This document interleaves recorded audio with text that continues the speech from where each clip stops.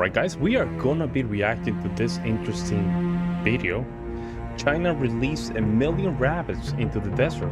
What happened next shocked the world. In Australia, rabbits are officially classified as one of the most destructive invasive species in the country. The continent is home to roughly 23 million people, but an estimated 200 million rabbits, nearly 10 times the human population. Over time, these animals have caused severe soil erosion, vegetation loss, and agricultural damage, costing the Australian economy billions of dollars.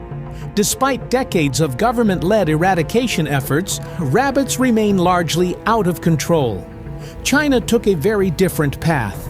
Over the last 30 years, China has imported more than 4 million rabbits, not for food, not as pets, but for a controlled environmental experiment in one of the country's most rapidly expanding desert regions. The objective was not population growth, but land restoration. The location of this experiment was the Kubuqi Desert. Desertification is the process by which fertile land gradually degrades into desert due to wind erosion, moisture loss, and vegetation collapse. Few places illustrate this process more clearly than Kubuqi. At its worst, the desert was expanding at a rate of nearly 500,000 acres every year, swallowing grasslands, farmland, and entire settlements. Each year, vast areas of usable land disappeared beneath shifting sand. Throughout the 1950s and 1960s, China launched multiple efforts to slow this expansion. Sand control stations were built, trees were planted, barriers were installed to block wind movement. Yet the desert continued to advance. The underlying ecosystem remained unstable, and the interventions failed to create lasting change. The turning point came when a local entrepreneur named Wang Wanbiao introduced a fundamentally different approach. Instead of attempting to eliminate the desert, Wang focused on stabilizing it. He began by laying dried shrubs across hundreds of acres of sand in a grid-like pattern. These grids reduced wind speed at ground level and trapped moisture beneath the surface. Within these grids, Wang planted willow trees, known for their deep root systems and ability to survive in extreme environments. Willow trees can send roots more than 300 feet underground in search of water. Their wood is also commercially valuable, used in paper production and furniture manufacturing. But survival alone was not enough. To be economically viable, the trees needed to develop thick, strong trunks. This created a new challenge. In order to strengthen the main trunk, newly sprouting branches must be pruned regularly. In a desert environment, this process is difficult, labor-intensive, and expensive. Without a solution, the project would not be sustainable. That is where rabbits entered the system, specifically Rex rabbits, a breed known for its extremely soft, high-value fur. Rex rabbits have a natural feeding preference for young, thin branches. When introduced into controlled areas around the willow trees, they consumed the new shoots as they emerged.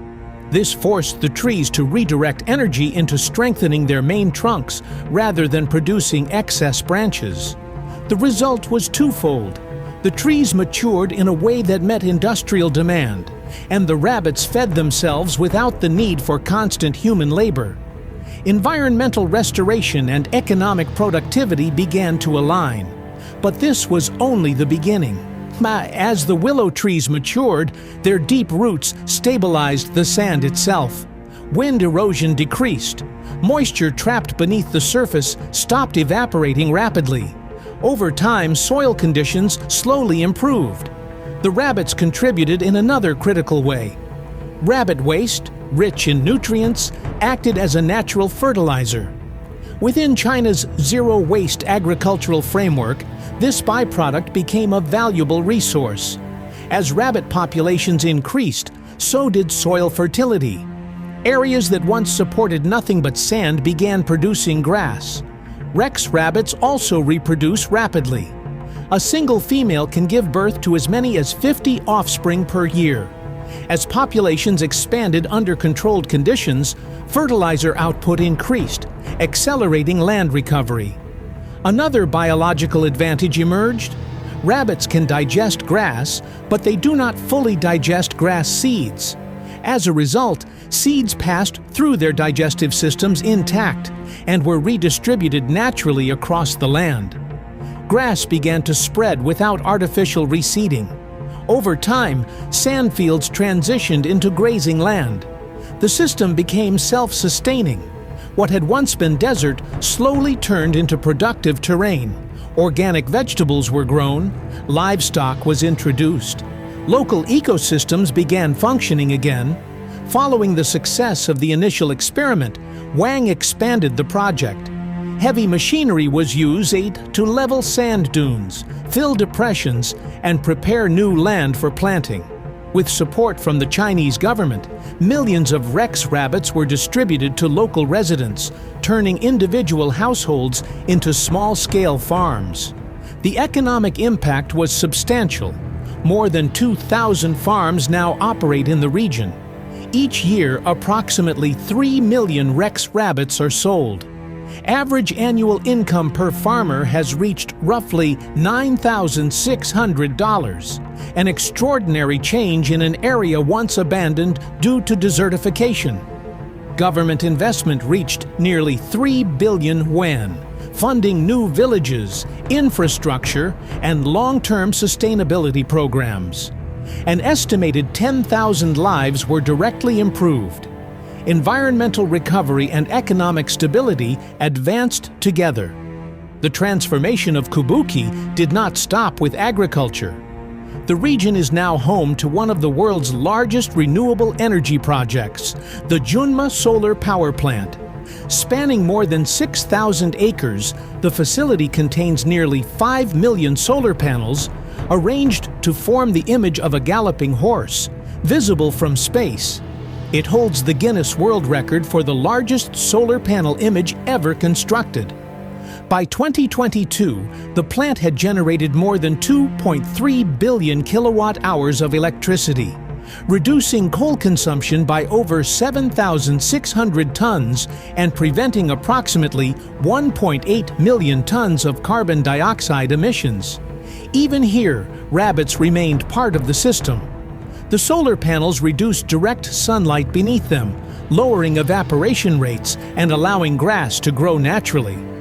Rex rabbits are used to graze the area, maintaining vegetation, spreading seeds, fertilizing soil, and generating additional income through fur production. Wind speed in the area has dropped by nearly 50%, further reducing sand displacement. Energy production, land restoration, and agriculture now operate as a single integrated system. This comparison raises an unavoidable question. If rabbits can help reverse desertification in China, why are they so destructive in Australia? The answer lies in control and context. Before 1859, Australia had no rabbits. That year, a British settler released just 24 rabbits for hunting purposes. With no natural predators and favorable conditions, the population exploded. Within 70 years, rabbits had spread across the continent, overwhelming native ecosystems. In Australia, rabbits exist in uncontrolled natural environments. In China, they are managed within carefully designed systems. Population size, habitat, and purpose are regulated. The animals are not allowed to spread freely. In one case, rabbits became an invasive force. In the other, they became a tool.